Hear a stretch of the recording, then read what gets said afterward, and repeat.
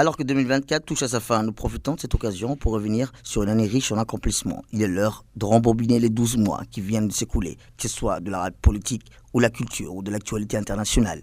La rédaction revient sur les événements marquants de l'année du chef de l'État.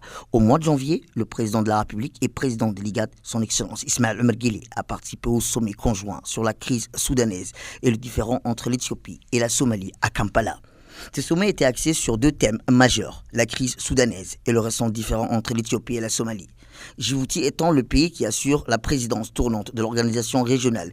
C'est au président de la République, son Excellence Ismaël Omar Guelleh, qui est revenu l'honneur d'inaugurer les travaux de ce sommet extraordinaire. L'événement avait offert l'opportunité de souligner l'urgence d'arrêter les violences au Soudan et d'aboutir à un accord par le biais des négociations entre les parties prenantes, dans le but de restaurer la paix et la stabilité dans ce pays frère.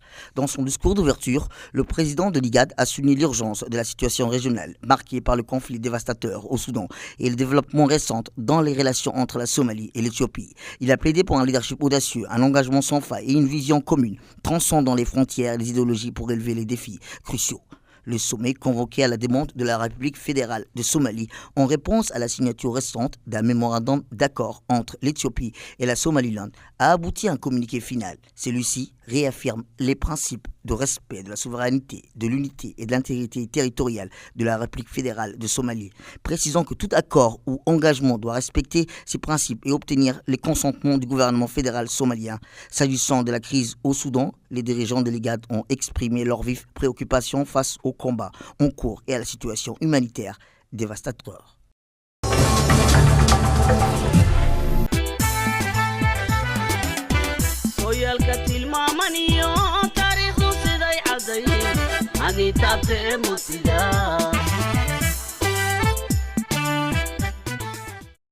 L'année 2024 a été marquée par plusieurs événements diplomatiques importants, notamment la cérémonie d'investiture du président de la République démocratique du Congo qui s'est tenue le 20 janvier dernier. Ces moments solennels a rassemblé de nombreuses délégations internationales, témoignant de l'importance de cet événement sur le plan continental. Parmi les invités d'honneur figurait Al-Haj Ismaël Omar Guelleh, président de la République de Djibouti, qui a participé à Kinshasa, capitale de la République démocratique du Congo, aux côtés de ses homologues à la cérémonie d'investiture du président Félix Tshisekedi. Sa présence a été un symbole fort de solidarité africaine et de coopération entre les deux pays. La cérémonie d'investiture du président Félix Tshisekedi s'est déroulée au stade de Martyrs à Kinshasa.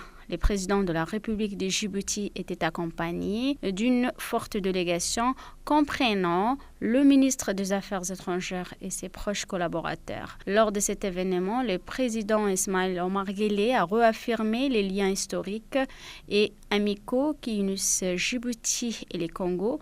À travers sa participation, il a souligné l'importance du dialogue et de l'unité africaine pour relever les défis communs du continent.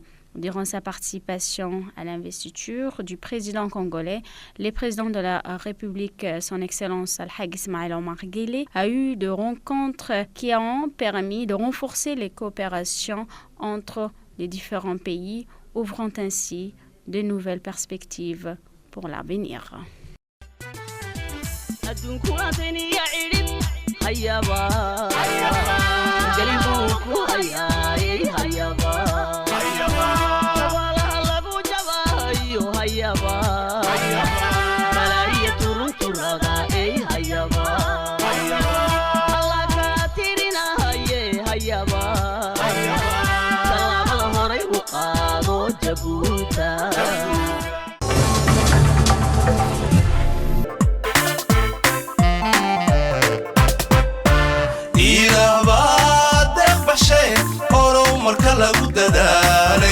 dalkeena dhabuuga muuqda marsooyinka laga dilaacshay dadkeenu kureeye weeye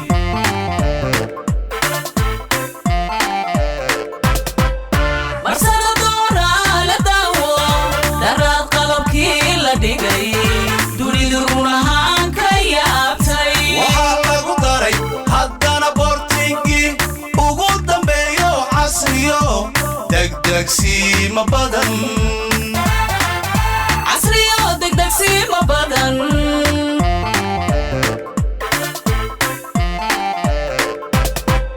marsada doona la daawo daraad qalabkii la dhigay dunidu run ahaan ka yaabtay waxaa lagu daray haddana boortinkii ugu dambeeyo casriyo degdegsiimo badan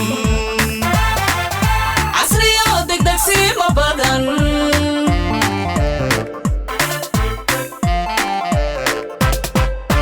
war kalena aan ku daliilshe kontineerka docdii la dhigayay ayaa la baalashay doorkano cidhiidhigii una daayay. Le président de la République, Ismaël Omar Guelleh, a présidé le lundi 22 janvier 2024 la cérémonie de mise en service de nouveaux portiques de la société de gestion du terminal à conteneurs de Doralé, l'établissement public national en charge du port polyvalent de Doralé, doté d'un terminal à conteneurs, d'un terminal pétrolier et d'une zone franche. Au nombre de 4, les nouveaux portiques de la SGTD correspondent à des équipements de pointe spécifiquement conçus pour faire face aux prestations de services requises par les plus grands bateaux, dont les navires 23 000 EVP équivalent 20 pieds de 135 mètres de hauteur.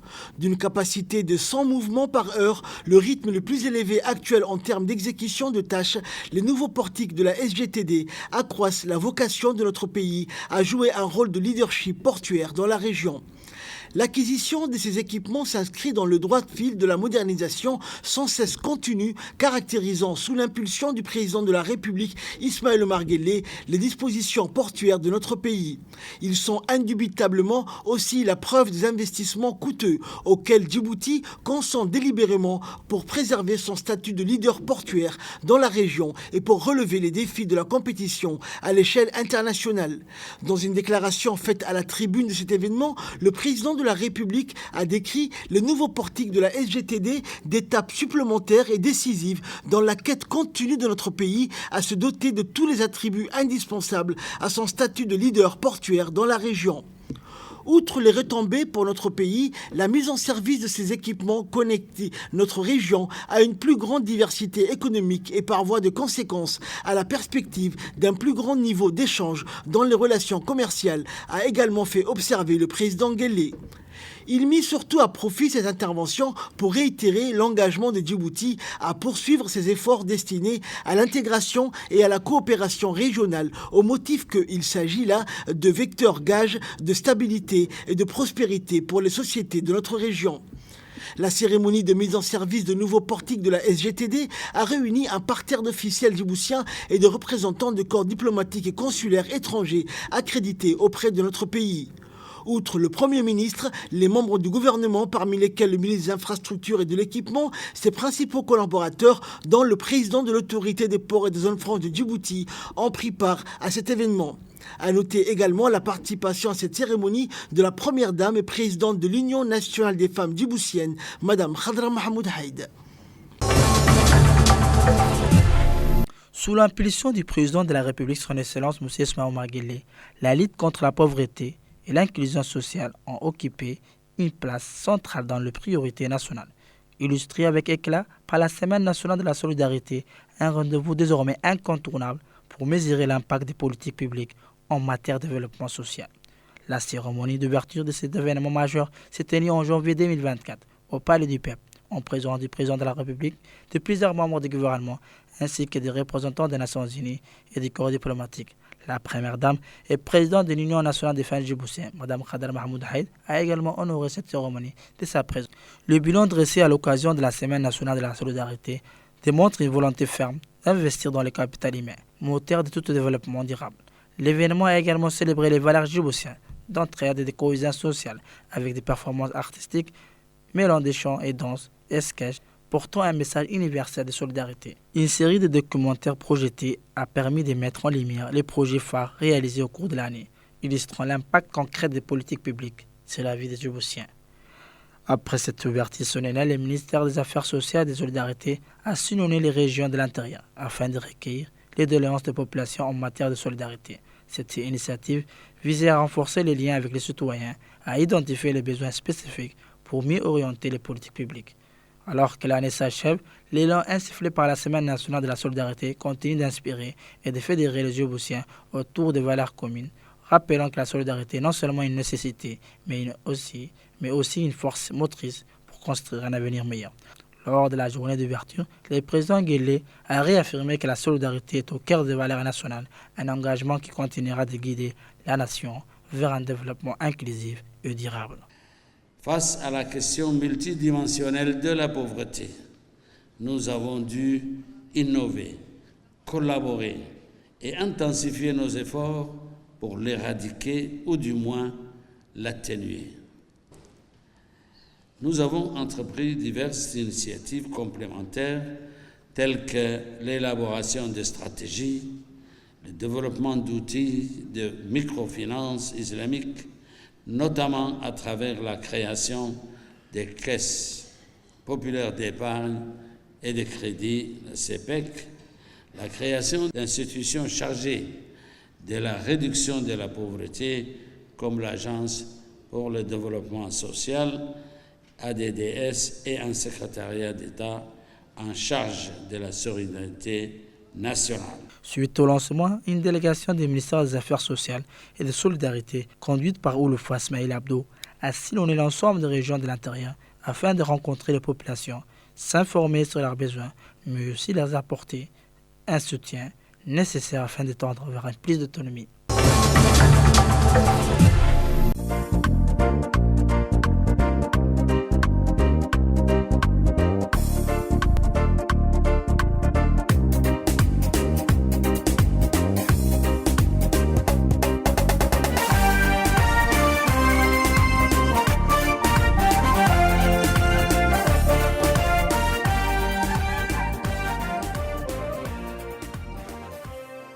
L'emblématique cité Nassib continue à faire la fierté de ses habitants avec l'inauguration, ce matin par le président de la République Ismaïl Omar Guelleh de la nouvelle école fondamentale Nutobé. Cette cité, construite par la fondation du président de la République Ismaïl Omar Guelleh en 2016, offre de logements décents aux populations vulnérables et dotée des infrastructures scolaires de qualité, dont une école préscolaire, une école primaire et des écoles fondamentales. L'école fondamentale Nutobé est le 4e établissement scolaire de la cité, d'une superficie de 30 000 m². À cette école construite par la JICA est un don du gouvernement du Japon pour le peuple de la République de Djibouti. D'une capacité d'accueil de 4 000 élèves, l'école fondamentale se compose d'une section primaire et d'un collège. Lors de la cérémonie inaugurale, le président de la République a été accueilli par le ministre de l'Éducation nationale et de la formation professionnelle, Mustafa Mohamed Mahmoud, et de l'ambassadeur du Japon. Le président a effectué une visite à des infrastructures de l'école fondamentale et a découvert que l'établissement offre un environnement d'apprentissage optimal. Ces infrastructures comprennent des blocs administratifs, des salles de classe, des laboratoires, des salles d'informatique équipées, des bibliothèques bien dotées, une infirmerie, des terrains de sport et des aires de jeu. Ces équipements visent à offrir aux élèves un cadre éducatif de qualité, favorisant leur développement intellectuel et physique. Pendant la visite, le président a été agréablement surpris par une très belle coïncidence. Il a reçu un bouquet de fleurs de la part d'une jeune fille de 6 ans, issue d'une famille qui, il y a 6 ans, avait bénéficié d'un logement offert par la fondation IOG et construite grâce à l'engagement du président. Pour rappel, l'école fondamentale tire son nom du docteur Inazo Nitobé, érudit japonais de renommée éducateur exceptionnel et figure emblématique du XXe siècle qui a participé à la modernisation de l'école. Reconnu pour sa contribution au rayonnement du Japon, le docteur a laissé un héritage important en tant que fervent prometteur de la paix. La construction de l'école fondamentale symbolise l'excellence de relations d'amitié et de coopération entre le Japon et Djibouti. L'inauguration de l'école fondamentale arrive à un moment important où le système éducatif est en pleine transformation de l'école et projette de déclarer la scolarisation universelle inclusive d'ici 2029 pour tous les enfants vivant sur le territoire national. Le 14 février 2024, le président bissau-guinéen Umaro Sissoko Embalo a effectué une visite officielle de 48 heures à Djibouti.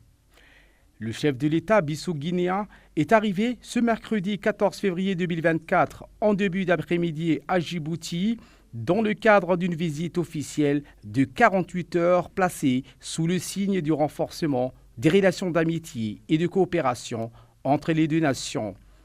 Le président bissau-guinéen est accompagné d'une délégation de haut niveau de son pays.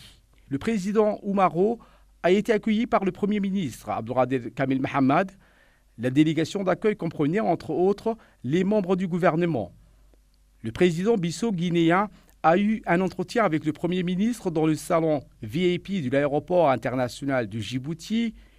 Cet entretien a vu la participation côté djiboutien du chef de la diplomatie djiboutienne Mahmoud Ali Youssouf, le ministre de la Justice, M. Ali Hassan Bahdon, et Mme la ministre Amina Abdi, chargée du logement, ont assisté à cet entretien. La secrétaire d'État à l'aménagement et à l'intégration du territoire, Mme Fatoumata Diop, la directrice du cabinet à la présidence de la République bissau-guinéen, Mme Gilda Lobo, et le conseiller diplomatique du chef de l'État guinéen, Alfredo Cabral, font entre autres partie de la délégation accompagnant le président bissau-guinéen dans le cadre de cette visite officielle à Djibouti. A noter qu'à son arrivée au palais de la République, le président bissau-guinéen Oumaro Sissoko Embalo eut droit à un accueil officiel, hymne national, revue des troupes et un comité d'accueil composé de l'ensemble des membres du gouvernement, les membres civils et militaires du cabinet du président de la République et les représentants des corps diplomatiques et consulaires accrédités à Djibouti. Outre les perspectives viables de débouchés qui s'offrent à Djibouti et à la République de Guinée-Bissau à travers l'intensification de leurs échanges et coopérations, le président Guelleh a procédé également à l'inventaire général d'impératifs exogènes militant dans le sens de l'affirmation d'une plus grande solidarité et complémentarité des pays d'Afrique. Le chef de l'État Ismaïl Omar Guelleh a eu un premier entretien au Palais de la République avec son homologue du Guinée-Bissau, Oumaro Sissoko Embalo, qui, à l'invitation du président de la République, effectue une visite officielle de 48 heures à Djibouti.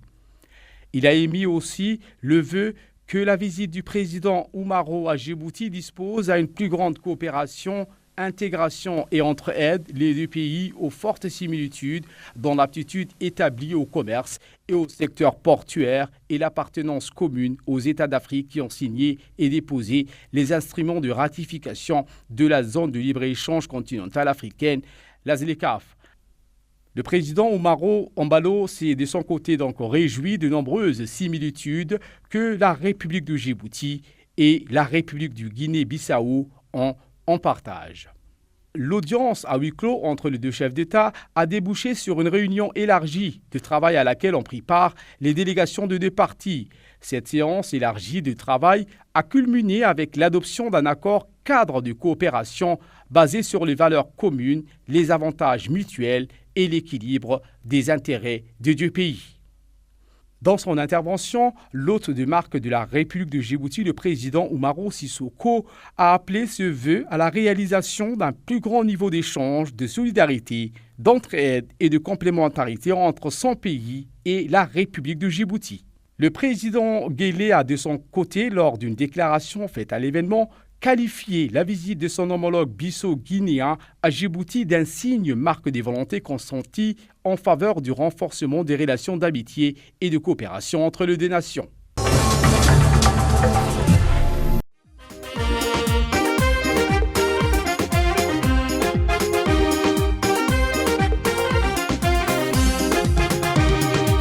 Autre événement marquant de l'année qui vient de s'écouler, la participation du président de la République, son Excellence Ismaïl Omar Guelleh, aux travaux du 37e sommet ordinaire de l'Union africaine à Addis Abeba.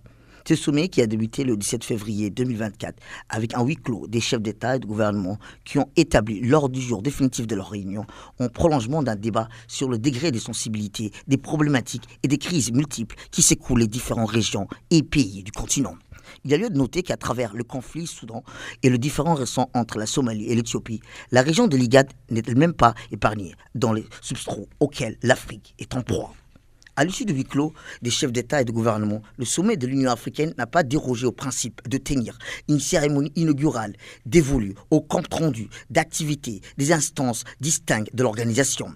À la foulée, ils ont procédé à l'élection d'un nouveau chef d'État, en l'occurrence celle du Mauritanien Mohamed Ould Ghazouani. à la tête de la présidence tournante de l'Union africaine. La participation du président djiboutien à cette réunion s'est essentiellement opérée sous la forme d'une allocution qu'il fit sur le thème « L'éducation d'une Afrique adaptée au XXIe siècle », adjoint cette année au sommet ordinaire de l'Union africaine. Le chef de l'État a surtout fait le récit de nombreuses réformes et initiatives entérinées à Djibouti en faveur du renforcement de l'éducation. Il a en ce sens d'emblée relaté les efforts entrepris en faveur de l'éducation pour tous qui ont permis à notre pays d'enregistrer des résultats notables en termes d'accès, de qualité et d'équité. Le président de la République a ensuite fait état aussi des dispositions prises en vue d'une plus grande qualité de l'enseignement dispensé à Djibouti, notamment par le biais d'un recadrage du curricula de l'enseignement fondamental qui met davantage l'accent sur les mathématiques et les langues et les sciences.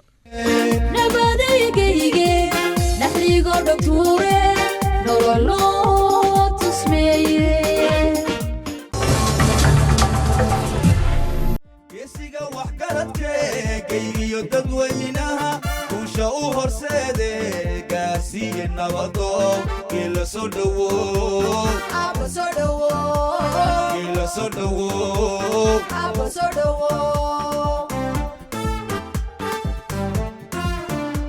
geesiga waxgaradke geygiyo dadweynaha kuusha u horseede gaarsiiye nabado ila soo dhowo. Le 28 février 2024, le président de la République, son Excellence Ismaël Omar Guelleh, a inauguré officiellement l'hôpital de la police nationale de Djibouti, un établissement moderne et ambitieux destiné à renforcer l'offre des soins de santé dans le pays. Le président Guelleh a été accueilli à son arrivée par le Premier ministre, le ministre de la Défense ainsi que le directeur général de la police nationale. Le président a également effectué un salut militaire aux officiers et membres de la police nationale présents à cette cérémonie lors de la cérémonie officielle. Cette inauguration marque ainsi un tournant dans l'histoire des infrastructures de santé du pays, témoignant de l'engagement du gouvernement à améliorer les services de santé pour tous. Cette inauguration marque un tournant dans la manière dont les soins sont dispensés aux membres des forces de sécurité et par extension à la population djiboutienne. Située au quartier général de la police nationale,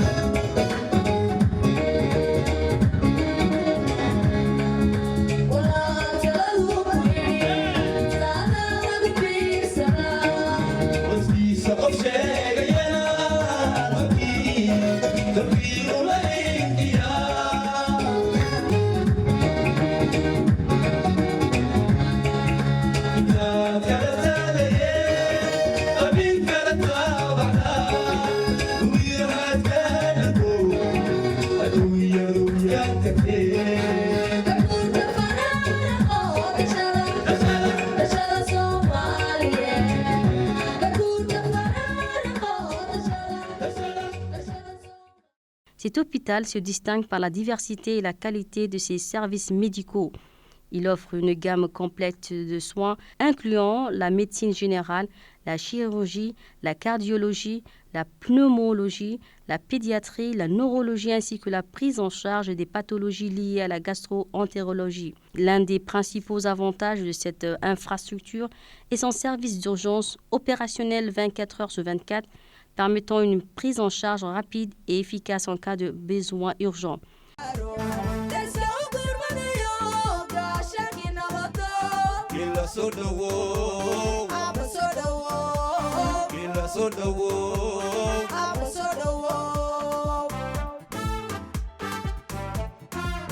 De plus, l'hôpital a intégré un service de chimiothérapie, une avancée significative pour le pays car elle permet aux patients de recevoir ce type de traitement sans devoir se rendre à l'étranger.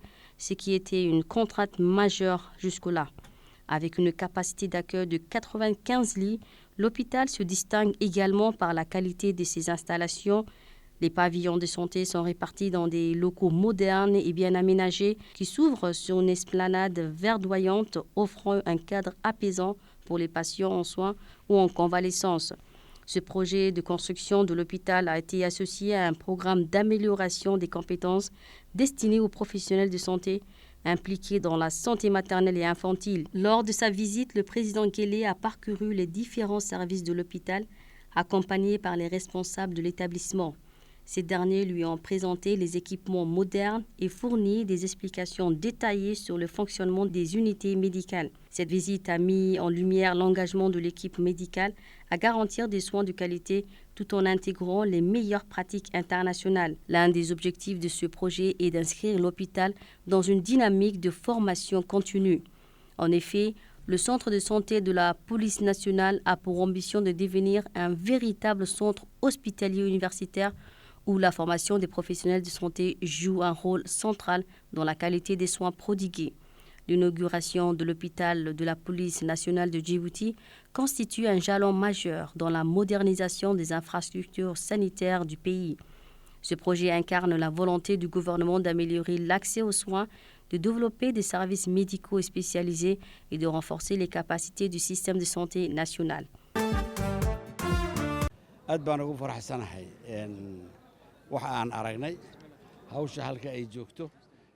Dans une brève déclaration à l'issue de la cérémonie d'ouverture de l'hôpital de la police nationale, le président de la République, son Excellence Ismaël Omar Guelleh, a exprimé sa joie à l'inauguration de ces structures de santé qui renforcent l'offre des services médicaux disponibles à l'hôpital national. Il a également souligné sa volonté d'apporter un soutien continu à la réussite et au développement de l'établissement médical. Le président a félicité la direction de la police ainsi que l'ensemble du personnel de l'hôpital pour leurs efforts dans la réalisation de ce projet et son fonctionnement à l'aide des technologies avancées.